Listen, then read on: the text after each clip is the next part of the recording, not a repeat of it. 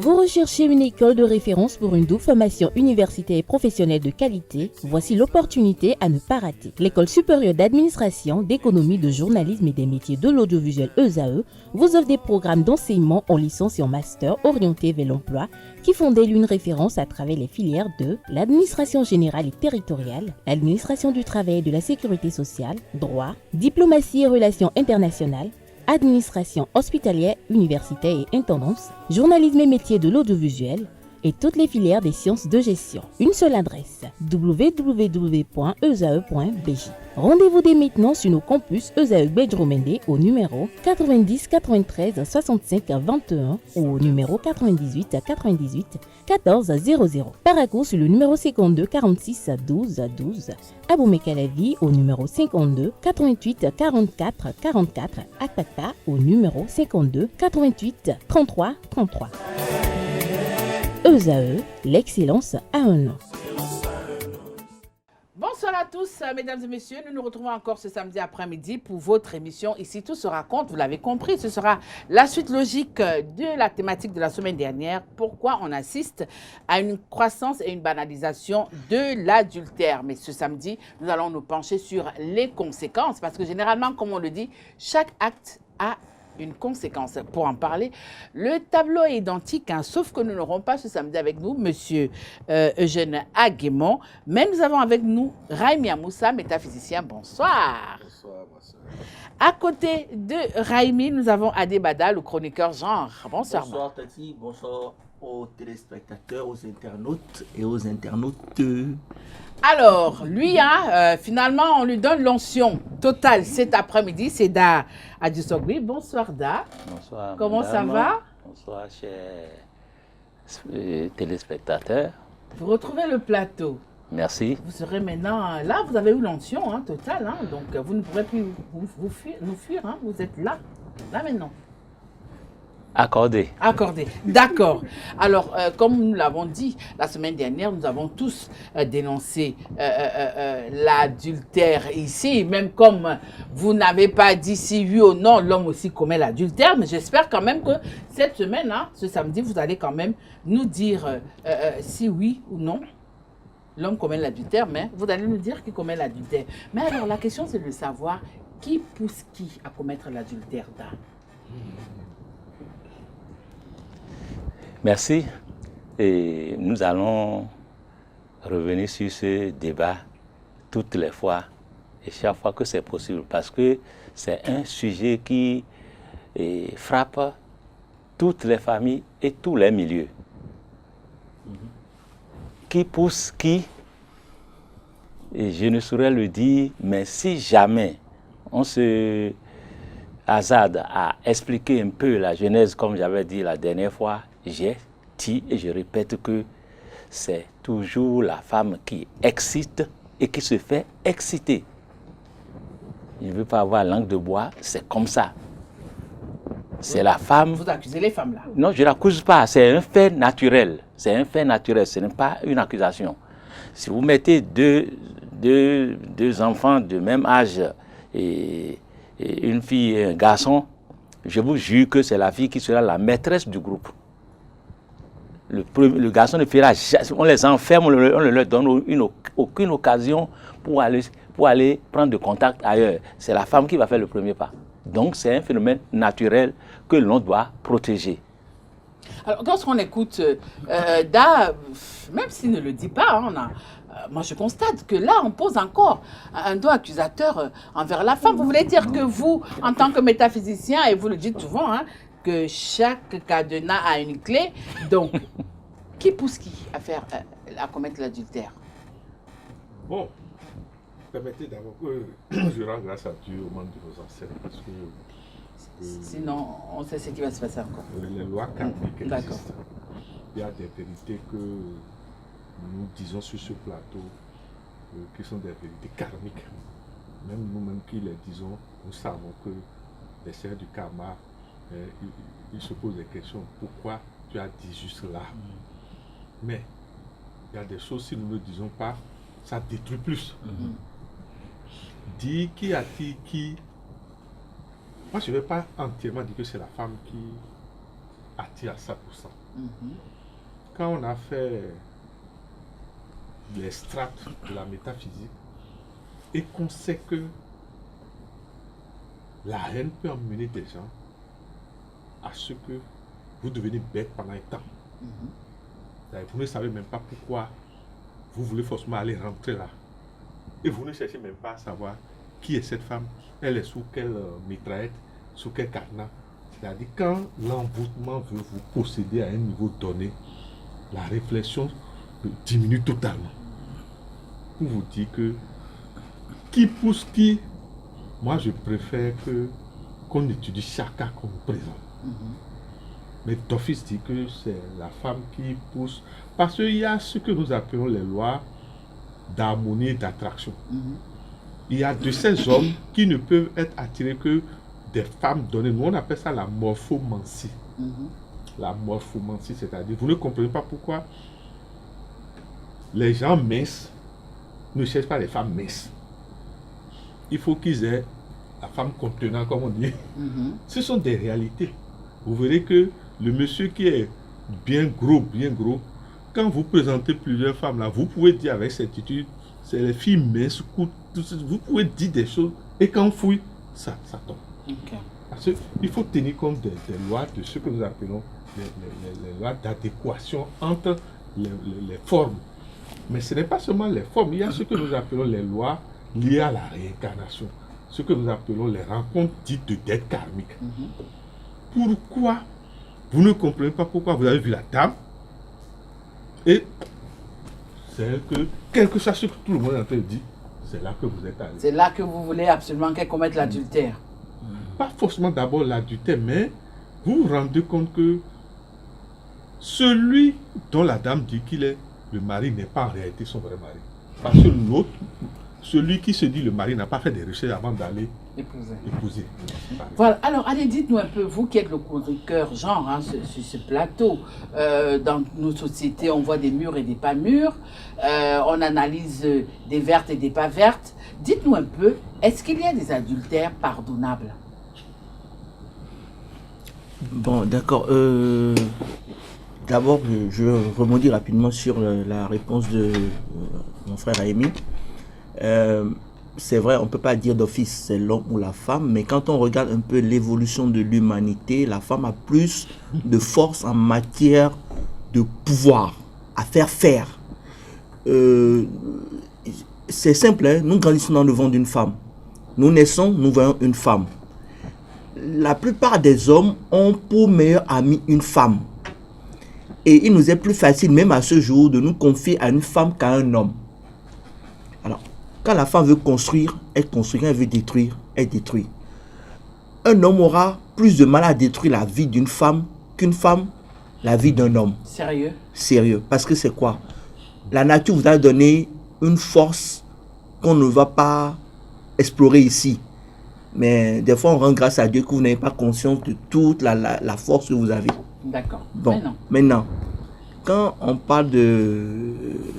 Rappelle-moi votre question. Oui, j'ai posé la question de savoir si, en tant que chroniqueur, genre, Oui. parce que vous voyez Oui. toutes sortes dans la société, est-ce que, selon vous, il y a des adultères pardonnables? Bon, d'abord, pour répondre à la question, il faut savoir que quand on parle d'adultère, on parle de plusieurs réalités qui ne sont pas forcément liées au sexe. Nous avons l'adultère sexuel que nous connaissons, qui est le plus courant. Qui est le plus courant ou le plus vu. Nous avons... Et c'est là où on crucifie aussi beaucoup les femmes. L'adultère émotionnel, qui est un attachement à un tiers qui ne fait pas partie du ménage et qui vous rend heureux par rapport aux émotions que cela vous procure. Et nous avons de nos jours l'adultère virtuel. Il y a des gens qui ne couchent pas ensemble, mais qui partagent des nudes et qui se mettent dans tous les états. Ça, c'est aussi de l'adultère. Mais traditionnellement, nous avons déjà plusieurs types d'adultère. Si par exemple, mon épouse accepte de prendre l'argent d'un tiers pour me préparer à manger sans m'en informer, elle a commis l'adultère.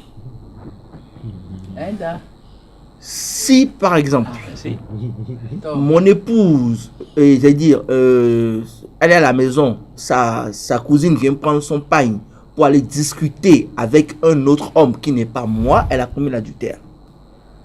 Ça voudrait dire que quand on parle d'adultère du point de vue traditionnel, on fait recours à la divination pour savoir si l'adultère dont on parle est physique. Et c'est là où le phare va vous dire, ça c'est faux, jusqu'à dire, oui, je retiens tel type d'adultère pour qu'on puisse définir l'adultère dont on parle. Ainsi défini, donc je veux savoir s'il y en a de pardonnables. Oui, forcément. Vu la panoplie dont je viens de parler, il y a forcément des adultères pardonnables. Parce qu'il y a des adultères inconscients. Elle n'est pas consciente parce qu'elle n'a pas l'information. Et là, c'est la faute souvent à l'homme qui n'a pas dit à sa femme, dans ma famille, il y a telle règle que tu ne dois pas enfreindre.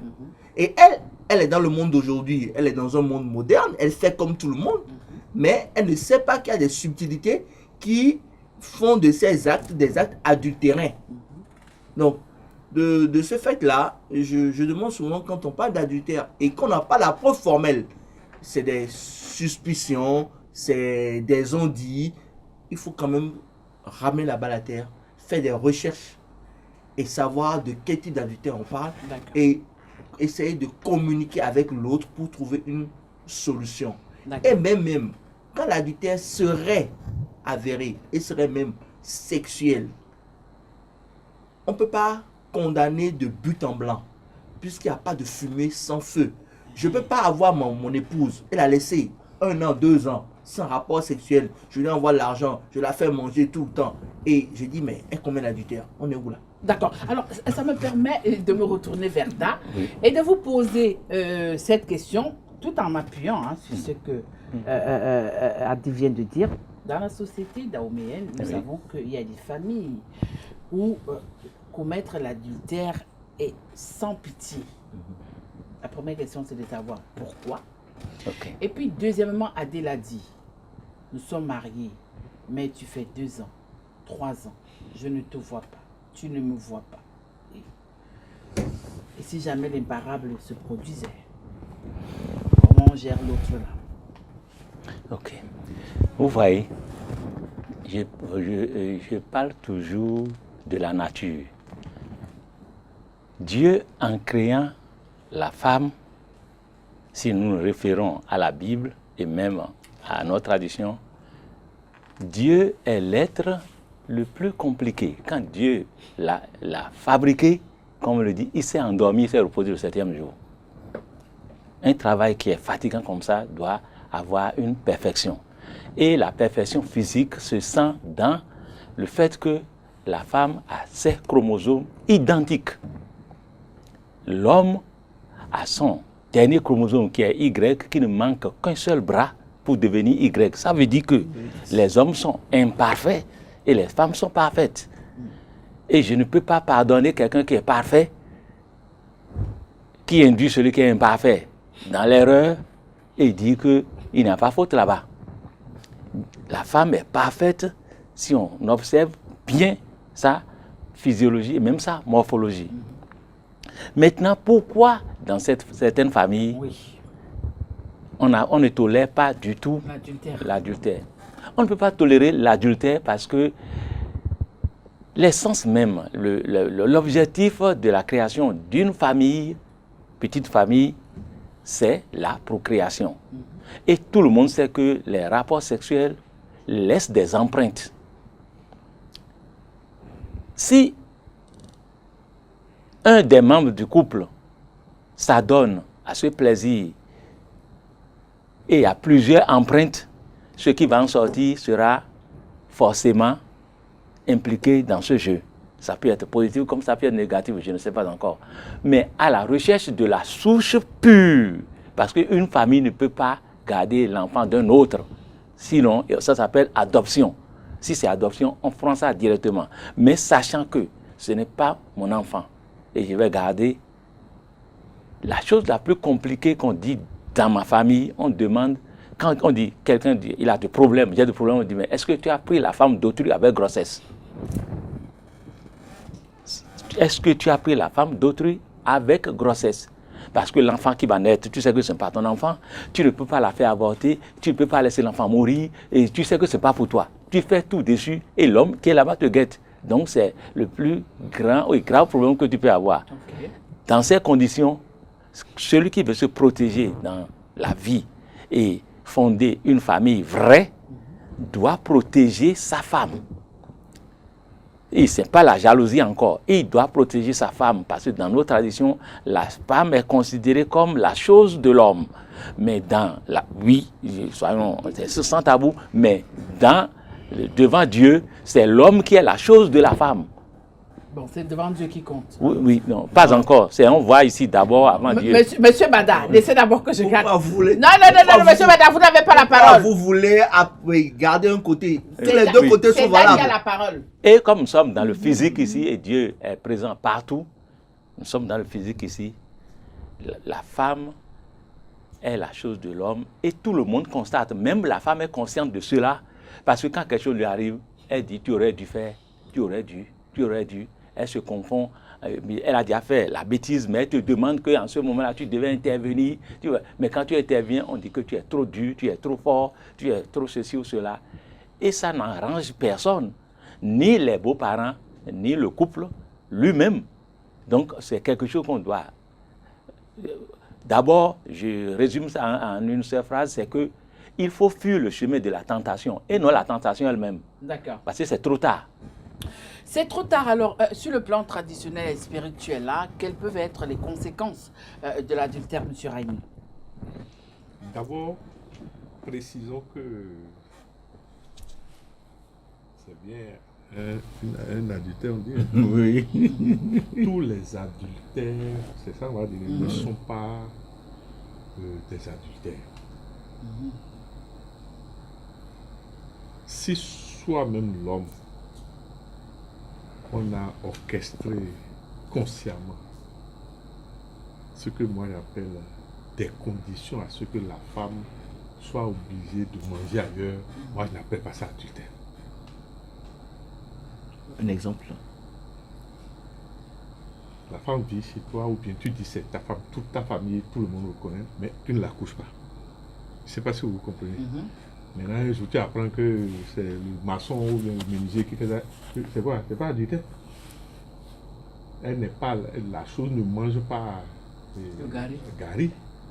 Je ne sais pas. Parce qu'il faut qu'on sépare les choses. Autre chose, on parle d'adultère depuis, mais on n'a pas parlé d'adultère onirique. Où des gens, excusez-moi, sont capables de venir investir votre sommeil, investir le sommeil de la femme et la faire jouir réellement. C'est l'adultère le plus dangereux. Je ne sais pas si pour vous dire que votre question, vous me demandez Les conséquences. Les conséquences, c'est d'abord, et Dave avait déjà dit quelque chose. Nous demandons à nous tous, quand vous vous mariez, protégez votre femme. Parce que l'adultère onirique, je ne sais pas, excusez-moi. On peut se protéger de ça? Mais, Oui, non? oui, bien sûr. Vous avez de ces maisons, le type peut dire, les grands sorciers n'importe quoi, ne peut pas passer dessus. C'est un peu ça, là où j'en viens. D'accord. Autre chose, c'est quoi? Il y a... Quand on dit les conséquences, moi je dis toujours, avant de parler de conséquences, on est obligé de parler de la réincarnation. Sinon, on va parler des conséquences, mais on ne peut pas tout dire. Vous avez des femmes qui sont aujourd'hui la femme de tel là, mais la question est de savoir comment ce tel a eu cette femme. La méthode a été sincère. Est-ce que réellement la femme devait être sa femme ou mystiquement on a amené la femme là et que par moment, ce qu'on appelle ce cardinal s'ouvre et cette femme retrouve ses yeux et sa clairvoyance pour aller ailleurs, c'est encore adultère? Non. D'accord. Adé, certainement, il a énuméré quelques conséquences, mais vous, quelles peuvent être d'autres conséquences de l'adultère? D'abord, il faut remarquer que quand on parle d'adultère, c'est un phénomène très complexe qui est basé sur le manque de communication. Si par exemple vous n'arrivez pas à satisfaire votre femme, elle peut être elle peut commettre l'adultère. Si par exemple vous ne savez pas faire jouir votre femme, parce que il est une chose de coucher avec la femme et il est une chose de la faire jouir. Si vous n'arrivez pas à le faire aussi, ça peut être une cause d'adultère. Et il y a aussi ces habitudes. Aujourd'hui, nous avons des gars qui ont 4 ou 5 mecs. À ce rythme-là, elles ne peuvent pas rester avec un seul mec, c'est beaucoup de problèmes.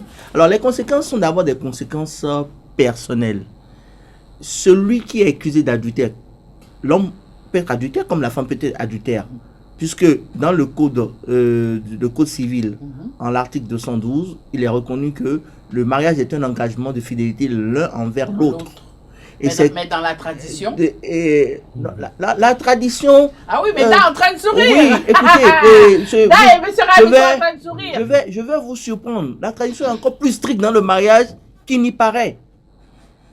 Dans la tradition, surtout quand vous allez dans la zone d'art, qui est également ma zone, et il y a des rituels qu'on appelle Edouard Lovigan.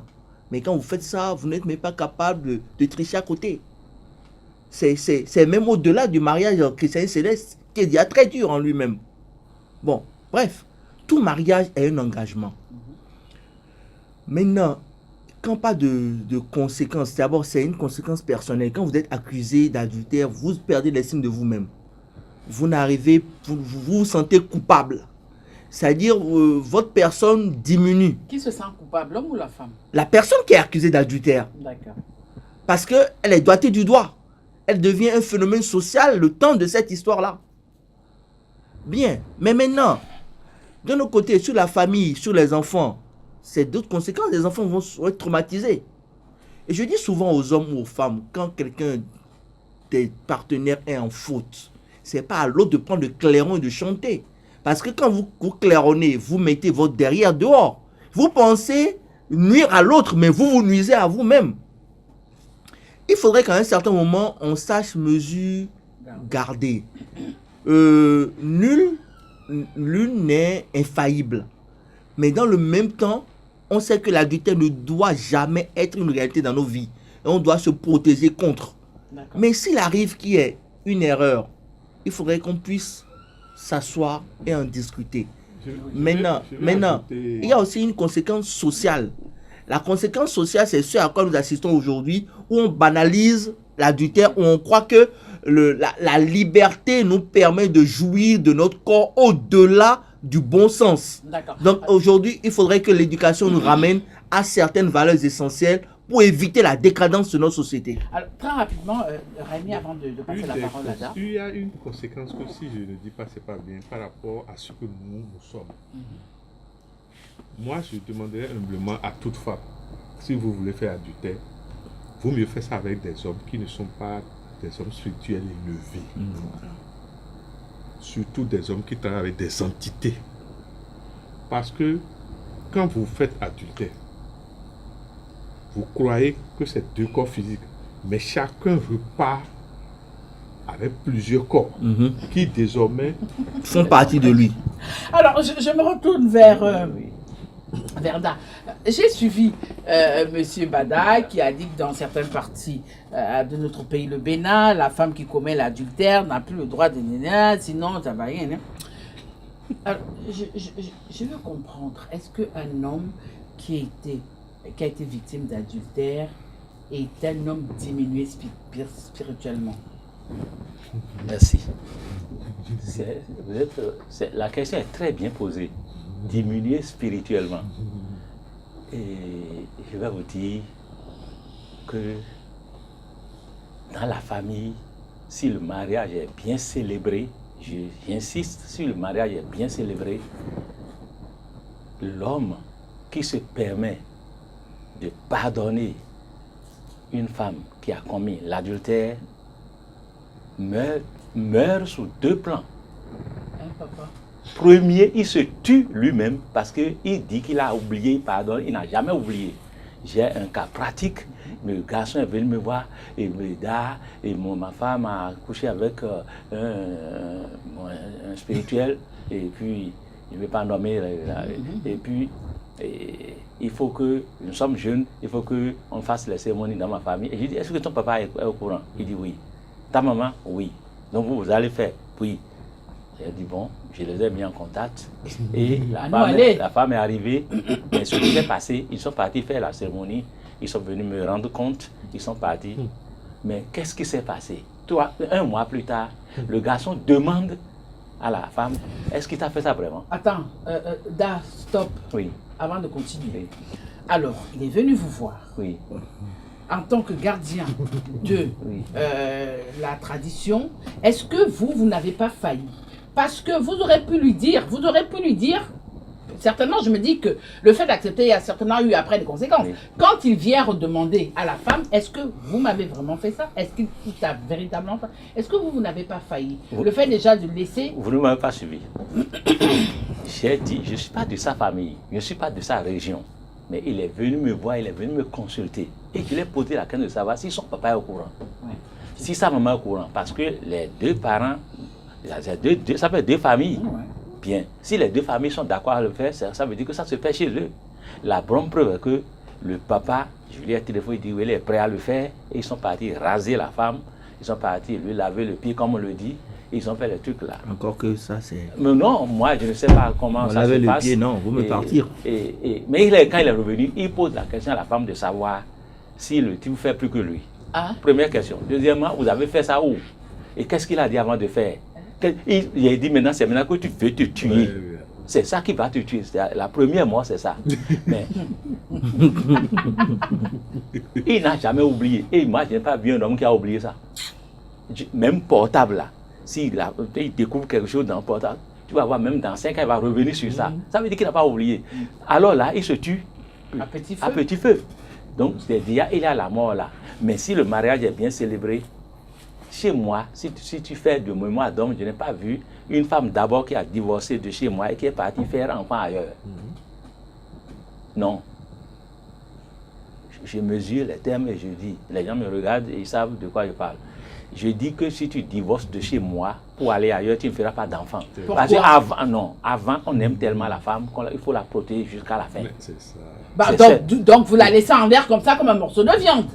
Vous voyez, le problème dès le début des relations, la famille est protégée et il y a des rituels, il y a des trucs qu'il faut faire au couple pour les protéger. Si les parents ne les protègent pas, ils en arrivent là, ils ont failli. Et aucun grand-père ou père ne doit faillir à cette mission parce que c'est eux qui vont répondre, non seulement répondre, mais la famille, Ouais, je pense la que priorité de la famille viendra vous de devez là. ajouter, Oui. c'est pour ça que je parle depuis de la clé qu'est la réincarnation. Voilà. Dans nos familles traditionnelles taomiennes béninoises, on cherche qui vous avez été Le l'un Djoto. pour l'autre dans Avant. la vie passée. Oui. C'est ça qui fait durer le mariage et non les morphomans. On voit. Non. Bon, monsieur Rémi et Da et Adé, au niveau de la technique, comment on me fait déjà des signes, mais avant qu'on mette la clé sur le paillasson, comme Da avait la parole, il va la garder. La question que je vais poser, elle Oui. sera valable pour vous trois. Da, je constate que quand il s'agit d'adultère, on tire plus la couverture du côté des hommes.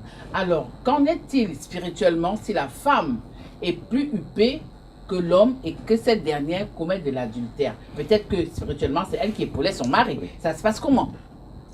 Voilà. C'est quand la femme épaule son mari, ça se passe souvent parce que les femmes conduisent naïvement leurs maris vers les églises pour pouvoir conserver la monogamie. Ça, je dis, les femmes sont dans les religions là, c'est juste pour la polygamie, pour se préserver de la polygamie. Si jamais le mari se permet de tenter ailleurs, vous allez voir qu'elle ne croira plus. La foi, pas immédiatement. D'accord. Bien. Donc, à partir de là, à partir de là, vous devez savoir que ce n'est pas que les hommes tirent Le drap de leur côté. oui, le drap de leur côté. Ils ont le devoir de protéger. Et j'ai dit, c'est la femme qui porte l'enfant. Et l'objectif au fondement même de la famille, c'est enfant. Et c'est la femme qui porte enfant.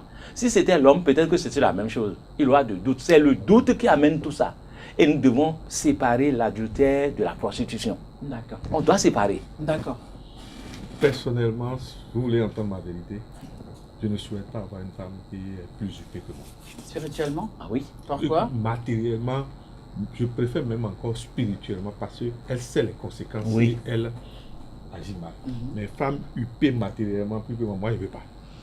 Je le dis d'office, je ne veux pas parce que tu ne seras jamais en paix, même si tu n'as pas de preuves. Monsieur Bada. Monsieur Bada. En fait, je crois que mes prédécesseurs ont ont eu le temps de tout expliquer. La clé d'une relation humaine, que ce soit sur le plan spirituel, le plan matériel, c'est l'éducation. Si nous arrivons à donner de bonnes éducations aux enfants, on peut s'assurer qu'il y aura une bonne société derrière. Je dis souvent, quand vous êtes un homme bien éduqué, votre femme aura du mal à vous quitter parce que vos manières sont telles que elle va se demander à chaque fois, est-ce que je peux trouver un homme pareil quelque part d'autre? Même quand elle va prendre le risque de sortir du jeu, vous pouvez même vous divorcer. Hein? Moi, ça m'arrive souvent. Elles s'en vont, 4 ans, 5 ans. Ah, tu sais, si je savais. Combien vous est arrivé? Ouais, ça m'est arrivé. Elles partent 4 ans, 5 ans. Combien de femmes? J'ai eu deux cas comme ça. Où elles partent 4 ans, 5 ans, elles te disent, elles disent, mais si je savais. Alors, écoutez, parce que c'est quoi? Moi, j'ai eu une maman qui m'a, à l'âge de 12 ans, maman allez, très rapidement. Non, allez, vous chutez par là. Oui. Très elle m'a fait comprendre, elle dit, tu dois respecter la femme. Tu dois avoir fait une femme respectueuse et respectable. Et du coup, dans ma tête, pour moi, la femme est un joyau, à tout bout de champ.